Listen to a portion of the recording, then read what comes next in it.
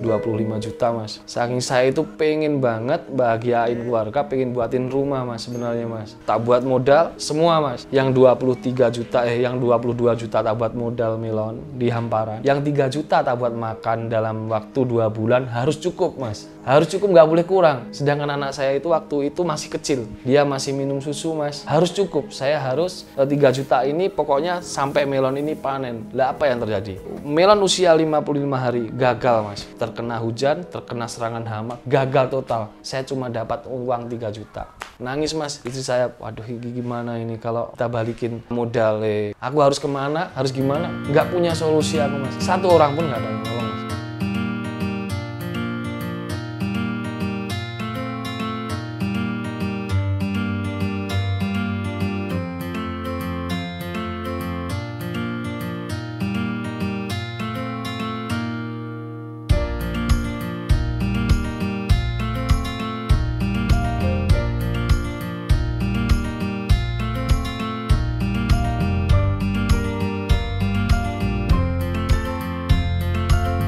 Tiap kali kirim uang buat bayar supplier atau vendor ke luar negeri, harus ngantri di bank berjam-jam, ngisi puluhan formulir, biaya transaksinya mahal, belum lagi admin fee, dan ribetnya minta ampun. Bisnisku jadi gagal scale up. Sekarang udah nggak perlu repot lagi, karena ada Transfast Business. Menyediakan layanan kirim uang ke luar negeri secara online dari Indonesia ke 50 lebih negara tujuan. Dan kirim uang antar bank lokal Indonesia juga bisa ke lebih dari 100 bank. Mau kirim uang satuan atau massal, tinggal upload. Langsung beres. Transaksinya dijamin aman karena sudah berlisensi dan diawasi Bank Indonesia. Dengan Transfast Business, biaya transaksinya murah, kurs kompetitif, dan gak ada biaya tersembunyi. Dan juga bisa lacak transaksinya kapan aja, di mana aja. Dan ada user role-nya, sehingga kerahasiaan data terjamin untuk antar karyawan. Jadi, kalau kalian mau kirim uang mudah, aman, dan cepat, pakai Transfast Business aja. Assalamualaikum warahmatullahi wabarakatuh. Perkenalkan, saya Fendi Setiawan dari Greenhouse Indonesia. Umur saya 32 tahun, bertempat di Kecamatan Wates, Kabupaten Blitar. Sebelum di permelonan atau di Greenhouse ini, saya dulu juga petani, tapi bukan petani melon, petani seperti cabai, tomat, tani sayur-sayuran. Sulit sekali untuk mendapatkan modal waktu itu mas. Waktu SMA, saya itu sudah menanam cabai. Modal itu kami dapat ya mulai dari kerja ke, misalkan kita buruh ke tetangga-tetangga. Kadang juga saya ngamen mas, ngamen untuk apa? Nyari modal untuk beli pupuk gitu aja. Saya sempat ngamen, sempat apa gitu dulu. Tapi alhamdulillah sekarang semenjak adanya Greenhouse ini agak lumayan juga sih mas. Perekonomian di saya bahkan ya di tetangga-tetangga sini juga sudah lumayan. Kalau awal mula Greenhouse di sini itu yang paling pertama itu adalah kakak saya mas. Jadi kakak saya itu memberanikan diri untuk membangun Greenhouse ini karena nanam di hamparan atau nanam di open field itu gagal-gagal terus mas. Jadi malah isinya itu bangkrut aja terus. Sempat dulu pinjam bank buat nanam, terus balik lagi, buat nanam lagi bangkrut mas. Tambahin utangnya, nanam lagi, bangkrut lagi gitu kalau di hamparan. Tapi kalau di greenhouse kan kita lebih safety mas, jadi lebih aman. Untuk di dalam greenhouse ya kita seminim mungkin atau hampir 80% itu memang tidak ada hama yang masuk, hama dan penyakit mas. Makanya lebih aman daripada di luar. Dan untuk daya pasarnya juga kan melon greenhouse dan melon hamparan itu memang berbeda mas, di kualitas sama di rasa mas ya yang penting ya. Kalau dibandingkan melon hamparan ya pasti menang melon greenhouse untuk konsumen. Sebenarnya kalau kita nanam di greenhouse itu nggak perlu treatment yang bermacam-macam seperti melon di hamparan mas, malah lebih mudah. Kalau di hamparan kita mungkin butuh insektisida, obat-obat racun-racun yang sedemikian rupa, kalau di dalam greenhouse nggak perlu mas seperti itu. Lebih ringan di insektisida atau kimianya itu sangat minim mas kalau di greenhouse, tidak seperti di open field.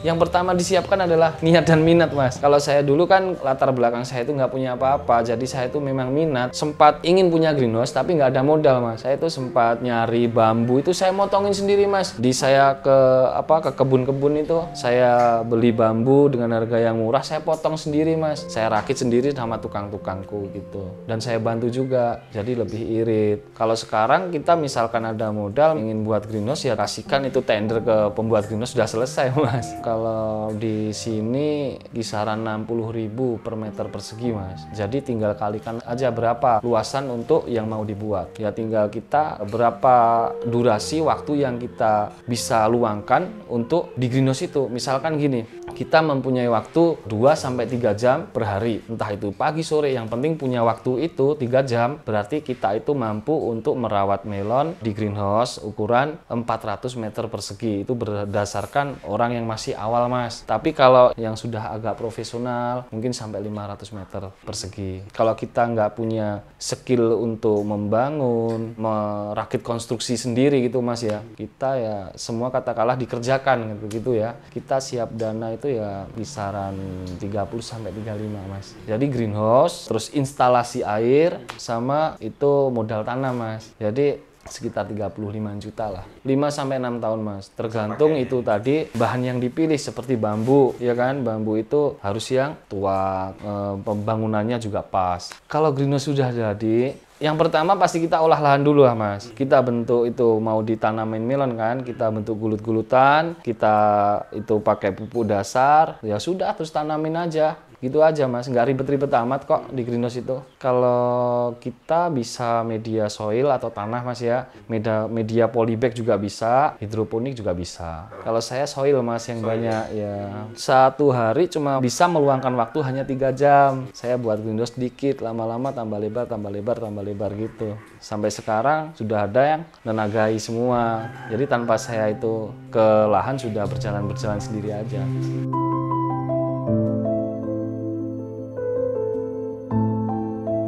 Faktor produksi itu yang paling penting sendiri itu adalah di tanah Mas. Kalau kita pakai tanah, sekarang sudah ada konsultan mengarahkan kita, tanahnya biar sehat, tanamannya biar baik, pupuknya yang dikasih apa, itu kalau itu kan masalah teori aja Mas, jadi itu bisa dicari maksudnya gitu loh. Aku nanam pertama kalau belum tahu ilmu-ilmu tentang permelonan ini Mas, dulu juga gagal-gagal terus, sama aja. Jadi kita terus belajar dan mengembangkan, berkolaborasi dengan teman-teman di luar daerah gitu Mas. Jadi kita nggak menutup mata untuk saling berbagi ilmu. Ya gagalnya itu karena mungkin ya satu salah pemupukan lah, salah penyepraian lah, tapi nggak terlalu fatal seperti di melon hamparan. Secara umum perawatan melon di greenhouse maupun di hamparan sama, cuman kalau di greenhouse itu semua serba permanen Mas. Instalasi air, pakai drip itu kan, itu sekali kita nyalakan keran itu sudah kekocor semua Mas. Kita nggak usah mindah-mindah. Pemupukan juga lewat instalasi drip itu. Lebih hemat tenaga Mas, intinya gitu. Spray itu kalau di greenhouse itu hanya untuk menanggulangi jamur dan untuk memasukkan nutrisi. Jadi beda kalau di hamparan, beda jauh. Kalau di melon hamparan, spray itu masukkan nutrisi, menghilangin hama, jamur, itu pun dosisnya kan tinggi-tinggi semua. Kalau di greenhouse enggak Mas. Mungkin kita itu hanya pakai 30%-an dibanding dari hamparan. Di hamparan kita habis 10 ya. Kalau di greenhouse mungkin kita cuma habis 2-3. Tempat sekitarnya itu steril, ada yang nggak pakai insektisida atau fungisida, itu sudah bisa. Tingkat keberhasilan di greenhouse itu sangat lebih tinggi dibanding di hamparan sebenarnya. Cuman kelihatannya modalnya kan kita besar di awal, padahal kan saya sudah jelaskan kan, dana 30 juta gitu aja kan, 30 juta untuk buat greenhouse. Kalau kita perhitungannya langsung ingin dibalikan modal ya memang tentu berat Mas. Coba kalau itu kita hitungkan secara sewa aja. Jadi 20 kali tanam misalkan gitu Mas ya. Berarti kan 30 bagi 20 bertanam berarti kan 1.500 Mas. Berarti kita dengan biaya 30 juta itu sebenarnya kita kembalikan dari 1.500 kan juga bisa per tanaman. Kalau kita mikirnya langsung dikembalikan modal ya memang mungkin terkesan agak berat. Tapi saya juga pernah Mas, 1 kali tanam langsung lunas semua, pernah aku kerjasama tuh Mas ya. Dia yang modali Mas waktu itu, di tanahnya dia kita balikin modalnya langsung. Kalau tanahnya memang subur, pas bagus gitu Mas ya, paling lambat itu 2 kali tanam sudah lunas Mas. 2 kali tanam sudah BIP plus profit sebenarnya. Tinggal kita yang ngatur kinerjanya aja kan Mas.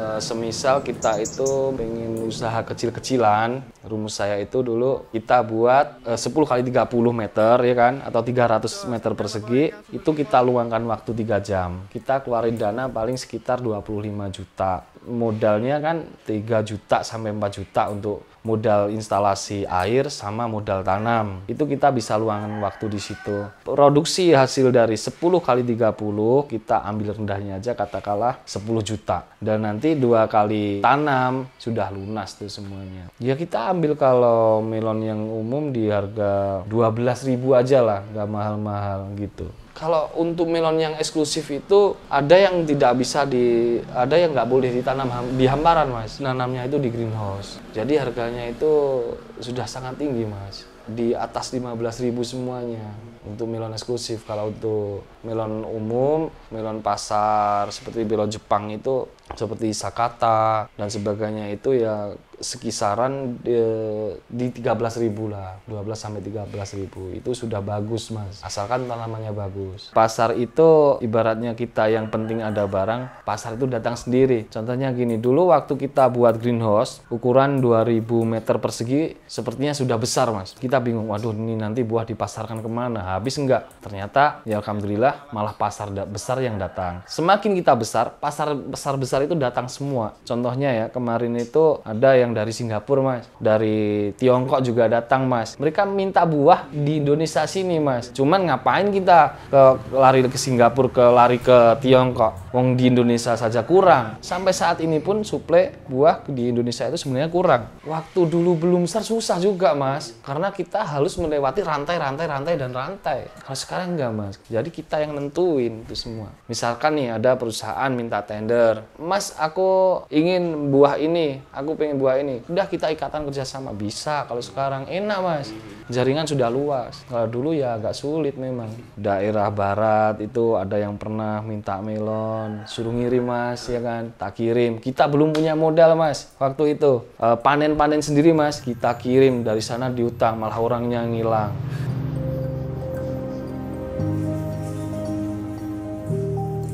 Kelebihan di greenhouse itu salah satunya adalah tidak mengenal musim. Jadi meskipun di saat musim penghujan, asalkan drainase atau parit-paritnya sudah ditata supaya air tidak masuk ke dalam, tetap aman karena tidak terkena air hujan. Itu yang utama. Jadi kan steril untuk masalah keamanan di greenhouse, tidak mengenal musim. Ya kalau musim tetap berdampak mas, tapi tidak signifikan seperti di luar greenhouse. Banyak mas temanku itu yang dulu tidak mengenal pertanian, sekali nanam melon terus langsung dia buat lagi.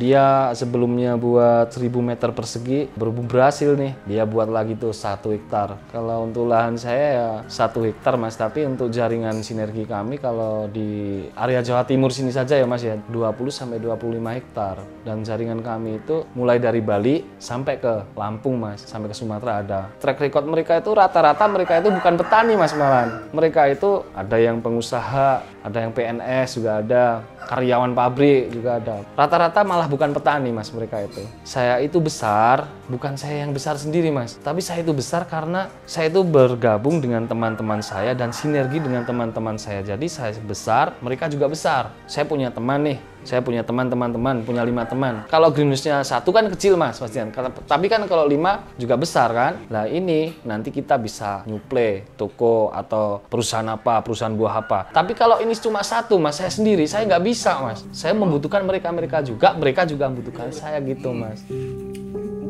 Kayak madu mas. Pingino mas, sampean mas. Alhamdulillah nggak pernah mas, gagal total itu nggak pernah. Jadi meskipun produknya gagal, tapi kalau untuk BIP di modal tanam dan tenaga kerja masih cukup, bahkan sisa, meskipun profitnya sedikit. Bahkan jangan diremehkan, orang itu sudah ngeklaim mas, wah ini nggak mungkin ini berhasil, ngeluarin modal segitu banyak, apa mungkin cukup balik modal kan gitu. Tapi kenyataannya semenjak ada saya itu nanam melon, saya berhasil nanam melon, saya malah bisa untuk kehidupan saya, intinya gitu mas. Termasuk buat rumah ini mas ya, terus untuk beli apapun kebutuhan saya. Dulu saya itu sangat terpuruk mas, bahkan untuk makan sehari-hari saja saya itu dengan istri saya harus melintir usus harus mas, bahasane wong Jawa mas, jadi harus melintir perut, katakanlah gitu. Kita harus menghentikan atau menahan apa yang kita inginkan dimakan untuk hari itu demi keluargaku. Sebelum aku nikah aja mas ya, mie instan itu saya dulu beli cuma satu, itu tak buat lauk, tak buat makan sama adikku mas. Itu sukanya minta ampun mas. Saya gak nyangka sebenarnya seperti ini. Ya karena Allah semua mas. Kita yang penting itu berikhtiar dalam berusaha, gak boleh nyerah. Kalau masalah kegagalan itu pasti ada, tapi kita harus selalu ingat kegagalan kita itu sebenarnya menuju kesuksesan kita. Tidak ada orang sukses tanpa kegagalan. Dan itu intinya. Malah itu bisa buat kita jadi pengalaman, pelajaran yang sangat berarti dan berharga mas. Kalau ngomongin semua itu, kita pernah ditipu orang, pernah mas. Tapi semenjak kita itu pernah ditipu orang, kita malah punya pengalaman dari pelajaran itu. Di saat nanti kita besar. Jadi di saat kita besar, kita lebih bisa berhati-hati. Oh dulu aku pernah tuh ditipu gini-gini kan gitu mas.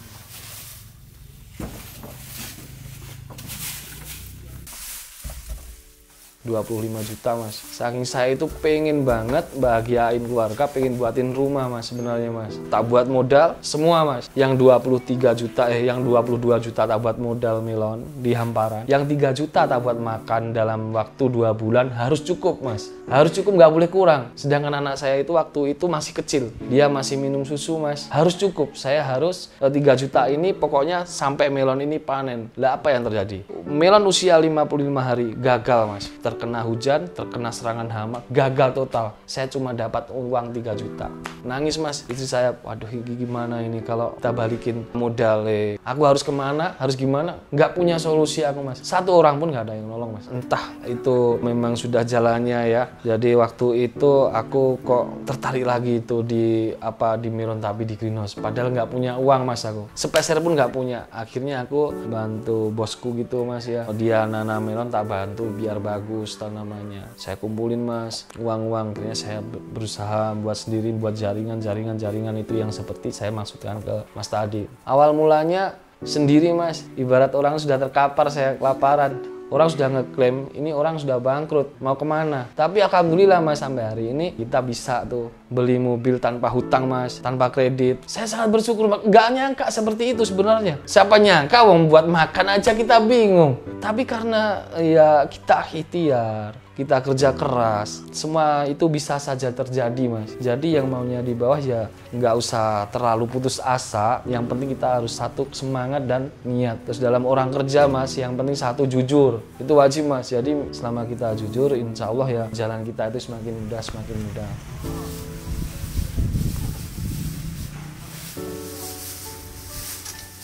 Dulu waktu ayahku masih ada, saya juga masih terpuruk itu mas. Anakku kan 2 mas. Yang besar itu kisaran usianya masih 1 tahun mas. Dia kalau ke ladang tak ajak mas. Jadi tak buatkan gubuk tuh. Tak tidurin di gubuk itu. Saya sama istriku aja yang kerja di situ. Itu sampai 2 tahun lebih mas aku seperti itu. Padahal nanam gagal terus mas. Tapi saya yakin di bisnis pertanian ini sebenarnya pasti ada titik celah yang cerah mas gitu. Mungkin belum kasih rezeki aja gitu, rezekinya masih segitu. Saya terus ikhtiar di pertanian mas, nggak nyerah aku, terus belajar dan belajar mas. Ya nggak tahu mas, ya insting aja, feeling aja. Dulu waktu saya itu kan sendiri mas, sekarang ratusan mas yang ngikutin, berarti kan mereka juga yakin tuh bahwa pertanian berhasil kan. Mereka buatnya nggak sedikit-sedikit mas, 1 hektar, 2 hektar, ada yang buat 10 hektar juga. Jagoan semua yang ikut saya itu mas. Padahal yang diikutin dulunya itu malah 0. Kenapa saya harus diikutin kalau pertanian itu nggak prospek mas? Ratusan juta, miliaran mas yang mereka yang tanamkan di greenhouse. Tapi nggak di sini mas, rata-rata itu di luar daerah. Ada yang di Bali, Madura, ya Mojokerto, Kediri, Trenggalek, sampai ke Lampung. Kalau dulu mas, pertamanya itu saya aktif mas, kegiatan itu tiap hari memang seperti itu. Jadi sebelum tim kita itu banyak, saya itu dampingin satu persatu mas. Budal pagi jam 6, pulangnya jam 6 sore mas. Tiap hari itu saya bantu mereka. Tapi setelah berkembangnya waktu kan saya membagikan tuh ilmu-ilmu, saya bagikan ke teman-teman. Akhirnya sampai hari ini saya nggak usah ke ladang sendiri, sudah ada yang bantuin saya. Di lahan-lahan misalkan nih ada yang buat greenhouse, butuh pendampingan, saya nggak usah dampingin, sudah ada teman saya yang dampingin, intinya gitu loh. Di Madura, dimanapun sudah ada yang ngurusi sendiri-sendiri mas. Jadi semua itu induknya di sini, jadi konsultasi atau apa ya finishnya tetap di saya. mau nanam jenis apa, apapun yang nanti yang akan di-brandkan untuk penanaman bulan ini misalkan gitu Mas ya, itu koordinasinya di saya semua Mas. Kita bulan ini semua serentak nanam jenis sakata semua, nggak apa-apa. Nanti blok Bali nanam ini, blok Madura nanam ini, blok Mojokerto nanam ini, misalkan gitu kan Mas. Itu yang koordinasi saya. Cuman kalau masalah penanaman sudah ada yang bantu. Saya sudah agak ringan Mas, nggak seperti dulu. Ya bisa sekali, sangat bisa, dimanapun asalkan masih di Indonesia aja bisa. Bahkan kalau masih di jangkauan Indonesia, kita bisa datangin. Kalau ada pembuatan, kita bisa dampingi secara langsung Mas. Meskipun itu bukan saya, intinya gitu loh. Ya tinggal hubungin aja maunya gimana kan gitu. Mas, kita ingin sinergi gimana caranya. Nanti kan kita keterangannya sudah ada sendiri Mas. Project untuk bulan ini Mas, kalau dulu kita waktu masih kecil buat 10 kali 60 itu terasa sudah besar, 10 kali 100 terasa sudah besar. Tapi bulan ini alhamdulillah kita sudah merekrut jaringan itu di bulan 7 depan ini kita buat 10 hektar. Madura sama di sini sama di Bogor.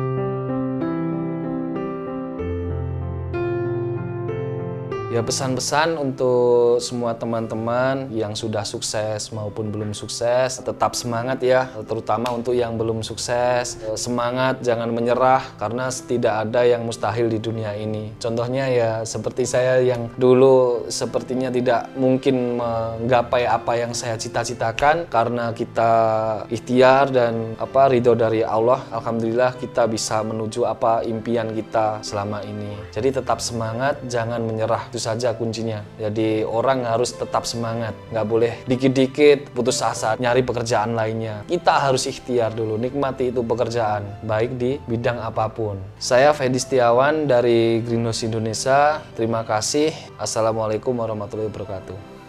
Waalaikumsalam warahmatullahi wabarakatuh. Cukup Mas ya? Cukup Mas. Aduh, aku panas Mas.